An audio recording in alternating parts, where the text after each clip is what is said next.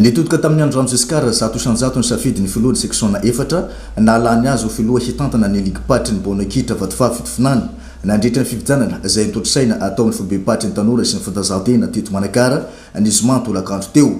Tsy tonga ny fidy kosa ny filohan'ny seksiona ny Bonakitra no savarika ratsaivina dia misy telo ireo candidat izay ahitana ny Abdullah Karim, Arsène Radiarson ary Andran Giscard filohan'ny club Black Star izay voafidy ho filohan'ny ligue patry ny Bonakitra vatofafitofinany zao voafidy tamin'ny fotoana ihany koa ireo mpikambana fito mianada hantrafitra ny birao. Tonga nanatanteraka ny fivijanana tanty antoerana ireo mpikambana ao amin'ny komisiona fivijanana nasionaly ava federasiona malagasy ny taranja Bonakitra izay notareny filohan'ny komisiona ny maître Rahermanana Lala izay namoaka tamin'ny fomba ofisialy ny voka-pivijanana. Raha délégués régionaux zany no manao élection dia résultat provisoire no tonolony fa zahay commission électorale nationale dia afaka mamoaka avy hatrany ny vokatra ny fividianana zany dia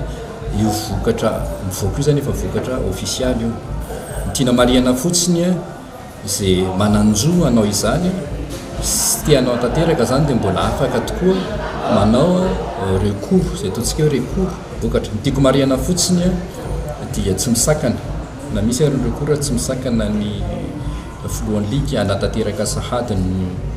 asany zany. Tonga nanaramaso ny fizotrany fivijanana taty antoerana ny mpanolosainy ministry ny tanora sy ny fantazantena Raindriamampionisoa Lantonirina natreny ireo vaditany vita somatsara ny fivijanana ka itodika ampilalao sy ny hampandrosoana ny taranja Bonakitra ny fijeriny rehetra manomboka izao.